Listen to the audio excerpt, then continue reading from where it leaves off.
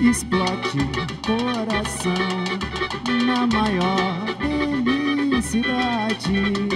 É lindo meu salgueiro, contagiando e sacudindo essa cidade. Eu explode coração na maior felicidade.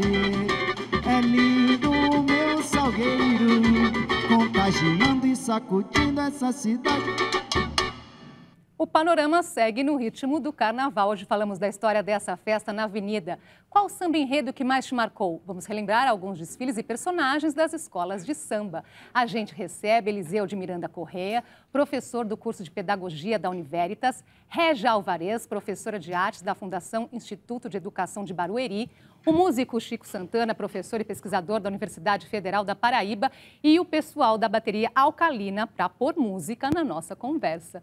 Obrigada pela presença, professores. Obrigada, bateria Alcalina, por estarem aqui.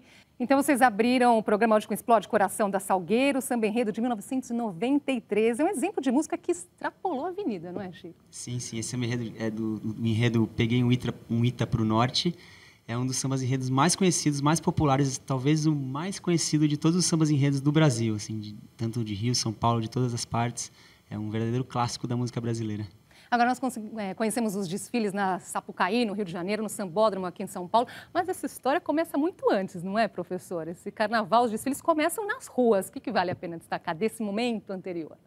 Eu acho que é interessante destacar, né, que desde que o Brasil foi colonizado, então você já percebe que tem todos esses movimentos que vêm de anos, né? Mas a escola de samba propriamente dita, ela é uma fusão que vem desde as grandes sociedades, dos blocos carnavalescos, né? E com a necessidade que teve no Rio de Janeiro com a reforma, a Belle Époque, o período no início, final do 19, início do 20, então tinham muitos cortiços na cidade, tinham muitas pessoas que conviviam lá e, principalmente, a etnia afrodescendente foram muito deslocados daquele centro da cidade devido às reformas. E a escola de samba, ela nasce justamente, segundo a maioria dos pesquisadores, da necessidade de organização dessa demanda para incluir socialmente, né? E isso foi no ano de 1928, no Rio de Janeiro. Régia. É interessante observar que nessa região acabou se formando a pequena África, né? Como o professor falou, os afrodescendentes do Rio de Janeiro se organizaram e a força deles que acabou criando a escola de samba, né? Essa capacidade de organização que acabou gerando essas escolas de samba. Todos aqui estudam, né, de alguma forma, essa história. Então, o professor tem um olhar, né, mais detalhado na questão das comissões de frente, Régia mais na dança, Chico estuda a história das baterias, não é? Falando especialmente das baterias, o que mais mudou? Olha, as escolas de samba foram responsáveis por trazer um destaque grande para a percussão no samba, né, com o surgimento das baterias, né, e então foi um grande desenvolvimento, né, desse aspecto rítmico. Houve uma mudança mesmo nas próprias levadas, nos padrões rítmicos a partir do surgimento das escolas e dos sambas enredos, né? E aí se transformou muito ao longo dos anos, assim como todo o samba como um todo, né? O samba é um gênero musical, uma cultura muito dinâmica, né? E as baterias se transformaram, assim, em primeiro lugar, cresceram muito. As escolas de samba, quando surgiram, eram grupos menores, né? Não tinha amplificação de voz, então se cantava no gogó, como se diz. Então a bateria tinha que ser equalizada naturalmente com as vozes, né? Tinha o coro das pastorinhas, aquela coisa. Mas quando as escolas foram crescendo, foi se espetacularizando o carnaval, as baterias cresceram muito. E teve uma série de transformações na instrumentação, na quantidade de ritmistas, na organização dos naipes de instrumentos, na afinação. E, principalmente, uma coisa que a gente percebe muito claramente é o andamento, ou seja, o tempo, né? A velocidade que se toca o samba enredo. Isso acelerou bastante ao longo do tempo. Aumentou a velocidade. Aumentou a velocidade. Dá para mostrar isso na prática para a gente? E é legal destacar também, Andressa, que esse aceleramento foi justamente em função da televisão e do tempo de desfile, né? Pela quantidade de componentes, o tempo que você tinha de desfile para a televisão, então essa provocação de se acelerar o andamento do samba foi em função do tempo de desfile. Para dar tempo, então, de passar, exatamente. Teve que acelerar. Porque hoje você tem escolas de samba com 3.000, 4.000 componentes, e antigamente eram bem menores. E aí se mantenha essa estrutura do andamento mais moderado. A gente vai tocar, então, um samba mais cadenciado, um pouco mais lento, e depois a gente toca um mais para frente.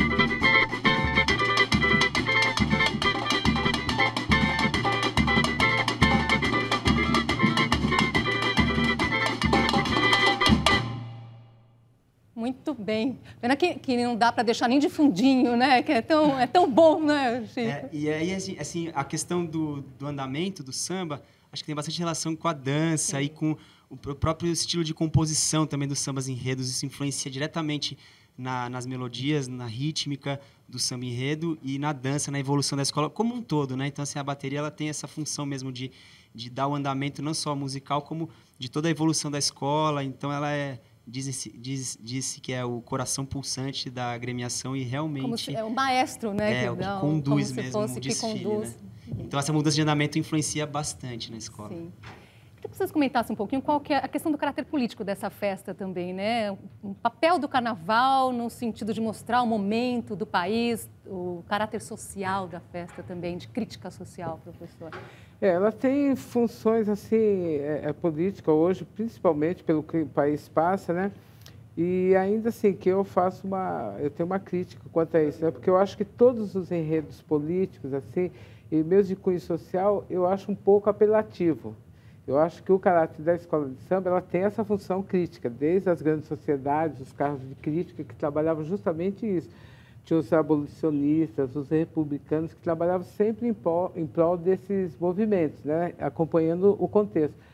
Mas a escola de samba, a vida imita a arte, não é? Então, a escola de samba, automaticamente, todo o contexto é traduzido nas escolas de samba, né? A gente tem um ano que eu estudei, que eu gostei muito, que foi o ano de 1988, foi o Carnaval da Vila Isabel, que traz muito esse contexto sociopolítico, que é um carnaval quizomba, que é a festa dos negros. Então, uma escola, naquele ano, com pouquíssimo dinheiro, com pouquíssimos recursos, conseguiu ganhar o carnaval. E, de um modo brilhante, conseguiu trazer Neguinho da Beija-Flor e outros sambistas de outras agremiações para desfilar na Vila Isabel, o que não era muito comum. Então, foi uma celebração da negritude naquele ano muito importante. Então, abriu-se a ideia e a mente para a importância desse carnaval político e, naquele ano, a Vila Isabel fez com que as outras agremiações também pensassem sobre isso, sobre a presença do negro e também sobre a questão sociopolítica e como você pode fazer um carnaval vencedor mesmo com poucos recursos. Agora, vamos voltar um pouquinho, né, nessa história aqui, lembrar um outro carnaval que é o de 89, que é o desfile da Beija-Flor, que teve à frente carnavalesco Joãozinho 30, inovou também, levou questões sociais, também ainda sob esse sentido, né, das questões sociais, com a comissão de frente Ratos e Urubus, Larguem a Minha Fantasia. E mostra que a comissão de frente é um espetáculo à parte nesse sentido também, não é? Isso, até no... esse recado aí social geralmente é dado já nesse início, professor? Sim, inclusive o livro que eu fiz, que foi da tese, da dissertação de mestrado, o recorte que eu faço inicia a ideia de modernidade das comissões de frente justamente nesse carnaval, né? Porque ele traz um grupo de teatro ali. Ele não só fez a crítica social, como também se falava muito que o Joãozinho 30 ganhava carnavais porque ele trabalhava só com luxo. E aí ele quis mostrar que, contando a história do lixo e se ausentando de elementos estéticos da ideia de luxo, com custos caros, ele traz todo esse material e inicia já com os mendigos fazendo essa ideia e, inclusive, ele trouxe no carro do Cristo ali, que é bem antológico, né? Aquela alegoria até hoje, que a igreja vai proibir a ideia de vir com o Cristo Redentor aberto e coloca um saco de lixo, aí ele põe aquela faixa, mesmo proibido, olhar por nós, né? E ao entorno eram realmente os mendigos ali da Lapa, da Cinelândia, que ele coloca no entorno. Então foram mendigos reais que vieram para o carnaval. Então essa ideia de inclusão, ele traz bastante ali, né? E justamente foi uma crítica a todo o sistema econômico, político do país, né? Mas, sobretudo, a ideia principal foi de mostrar que ele poderia fazer um carnaval sem o luxo. Sem o luxo, e fez, né? E fez muito bem, né? Justamente, Exatamente. com personagens reais dessa história, não é? Agora, Régis, você que estudou bastante a dança, né? O samba como dança, o que mais te chamou a atenção aí nesse processo de pesquisa? Vasculhando, né? O que você descobriu nessa história? É um pouco muito, assim, do que o Chico falou sobre a mudança de andamento. Como o coração da bateria, como o coração da escola é a bateria, a dança da escola de samba acompanha os movimentos da bateria. Então, se no início você não tinha nem tanta estruturação em relação às alas e o samba bem mais lento, então a dança ela caminhava nesse ritmo. Com a organização mais forte das escolas de samba, com a questão do tempo de televisão, com a aceleração de todo o desfile, a dança vai se acelerar muito. Então, alguns momentos do que eu estudei, eu observei uma forte influência externa. Um deles, por exemplo, é mais ou menos aí na época da novela O Clone, que a dança árabe estava forte, você via algumas passistas se utilizando de movimentos de ondulação da dança árabe na sua dança. A gente observa também um espetáculo à parte da dança da comissão de frente, por exemplo. Ela tem um coreógrafo só para ela, tem toda uma organização só para a comissão de frente. As passistas ensaiam, têm um compromisso com a escola. E você tem os foliões, que têm amor e carinho pela comunidade, que vão nos ensaios. Alguns chegam na última hora e, enfim, se adequam ali ao meio, mas outros não. Outros já vêm de aula coreografada, participam da agremiação já há algum tempo, tem um envolvimento mais próximo com a escola. E o envolvimento é a torcida também, né? Sim, essa torcida muito importante, bem forte, não é? Vou trazer aqui uma outra história, uma curiosidade, levando a nossa conversa, então, para 1964, o samba enredo da Império Serrano, composto por Silas de Oliveira. Esse desfile tem uma história muito boa. Foi uma homenagem às belezas brasileiras e também a Ari Barroso, que 30 anos antes havia composto a Aquarela do Brasil. É considerada uma das músicas, das letras mais belas da história do carnaval, foi composto por Silas de Oliveira. Ari Barroso morreu no mesmo dia que o samba enredo entrou na Avenida, 9 de fevereiro de 1964, né? É interessantíssimo, né, essa história. E tem mais também, foi o dia em que o carnaval teve a primeira puxadora de samba, Carmen Silvana, a primeira puxadora mulher da história. Tem mais ainda nessa história aqui? Essa década de 60 é justamente o movimento que começa a ter o efeito, tinha a ideia do americanismo, né? E as escolas começam a trazer as temáticas de cunho nacional. E, sobretudo, as temáticas africanas, porque até então se falava muito do nacionalismo, mas a ideia dos grandes heróis, tipo Duque de Caxias, era para efetivar essa ideia de poder no país pela história. E os excluídos da história que faziam o carnaval, até então não tinham. Quando tem essa ideia do samba, é justamente para trazer ainda aquele resquício que tinha dessa ideia do nacionalismo, né? Mas já é um contexto que começava a se falar bastante de temáticas afrodescendentes e fala da contribuição, né, da cultura afrodescendente para a construção do país. Tudo isso fala nesse samba enredo aí. E primeira puxadora da escola, né? Então, assim, por falar em mulher, a gente percebe aqui a presença de mulheres na bateria alcalina, não é? Marina, você tem percebido um aumento nesse sentido da nossa presença, a presença das mulheres nas escolas, especialmente na bateria? Com certeza. Nos últimos anos, né, mais recentemente, a gente percebe um aumento das mulheres, principalmente na batucada, né? Que é o que a gente chama dos instrumentos pesados, que é surdo, caixa e repinique, que nas escolas de samba dá para ver que a maioria de quem toca esses instrumentos são homens, né? Mas aos poucos você vai vendo uma mulher na caixa, uma mulher na ripa, uma mulher no surdo, e na bateria nossa a gente tem mais equilibrado, né? Mulheres e homens ocupando todos os naipes. E você é mestre da bateria, não é? Sim. Eu comecei a apitar a bateria faz uns anos e para mim foi muito importante no sentido de que me mostrou uma outra opção profissional para mim, né? Eu mudei de área, resolvi fazer uma graduação em música por conta da minha experiência na bateria alcalina. Não, é importante dizer isso sim, né? Não precisa ter modéstia nesse sentido, né, Chico? Que ela comanda aí, não...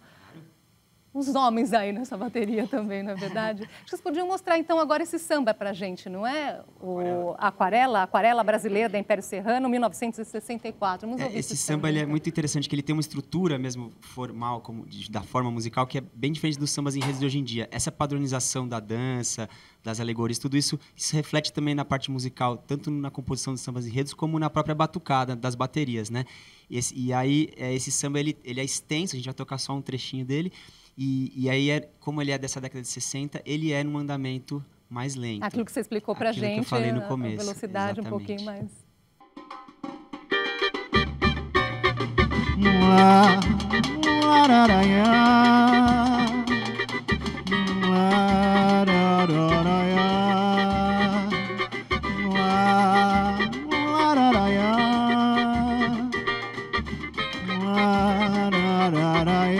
Mas vejam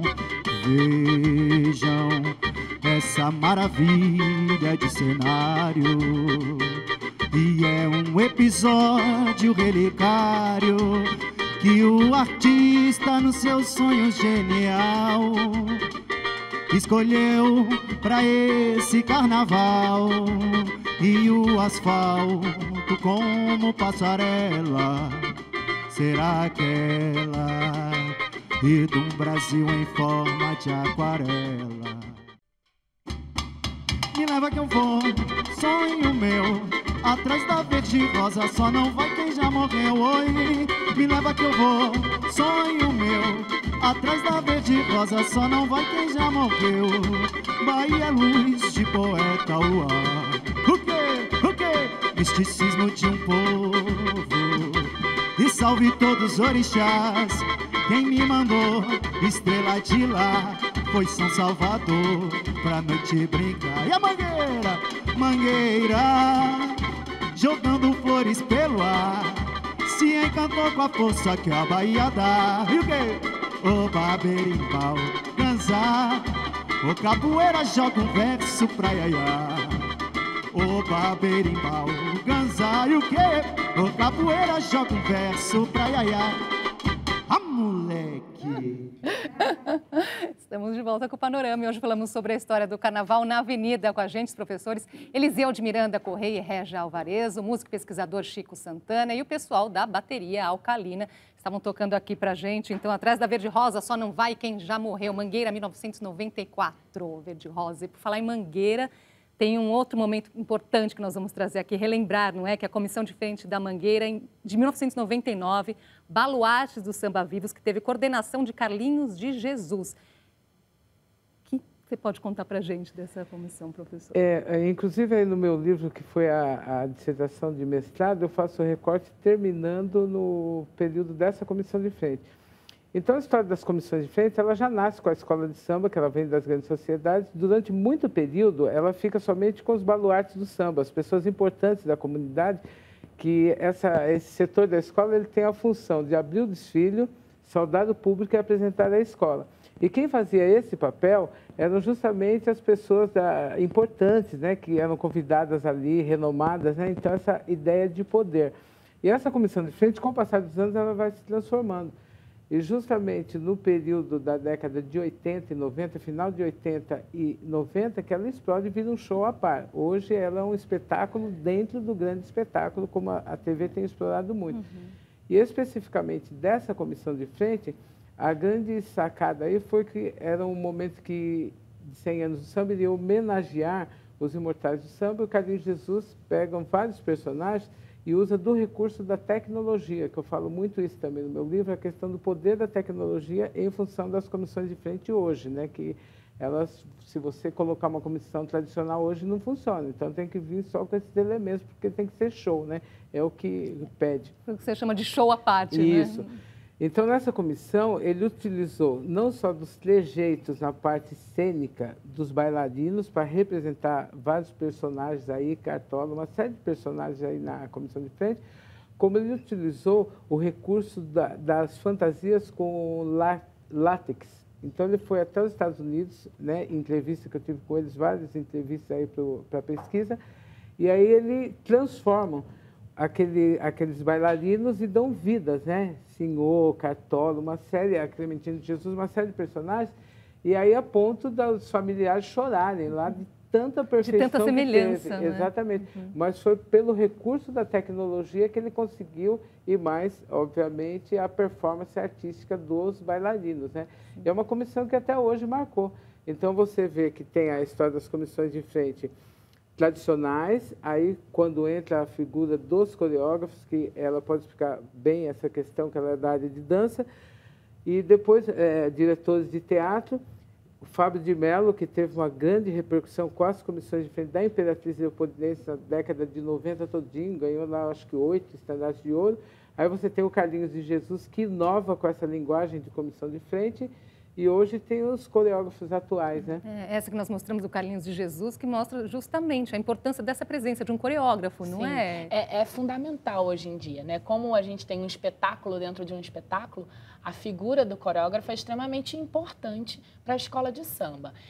A gente tem aí nomes como Marcelo Misailides, que é um bailarino do Teatro Municipal, aliás, virou como um caminho para os bailarinos clássicos, né, do Rio de Janeiro, que tem uma forte tradição na dança clássica, virou um caminho de trabalho para eles, saiu da temporada de espetáculos do Teatro Municipal, a época do Carnaval, uma ótima época de trabalho para eles. Então, a gente tem diversos bailarinos trabalhando, puxando as comissões de frente e coreografando todas elas. Sempre muito aliando a questão do figurino, a questão da tecnologia e trazer para a dança as ideias do carnavalesco. É um grande desafio, você trazer para a dança o que você tem de tecnologia, o que o figurinista está pensando, é um conjunto de coisas bem... E animando o pessoal todo com isso, né? O pessoal, e apresentando a escola, tem esse compromisso de apresentar a escola, que é fundamental. Pois é, e dentro desse contexto da dança que ela falou, você pode observar na televisão, né, mesmo ao vivo, lá quando a gente está dando nota, que essa questão de saudar a escola e apresentar, você perde era aí que eu ia tiver. chegar, que você comentou, né? A gente dando nota, porque você foi jurado durante, né, vários carnavais. O que você pode trazer para a gente desse bastidor? Conta alguma coisa que você nunca contou por aí, vai. É uma responsabilidade muito grande, principalmente no Rio de Janeiro, né? Que eu estive lá durante 7 anos. E assim, né, o que eu falo sempre, como lá eu trabalhei com enredo, você percebe que é como se fosse uma defesa de tese, né? Então, uma narrativa plástica, onde o carnavalesco vai descrever tudo que ele vai apresentar, e a nossa função ali é justamente de observar se tudo que ele propôs, ele conseguiu se apresentar dentro do que ele propôs, se teve ausência de alguma coisa. No caso de enredo, inversão de alas, porque as alas contam a história. Inverteu algumas das alas, a história já fica uma sequência errônea.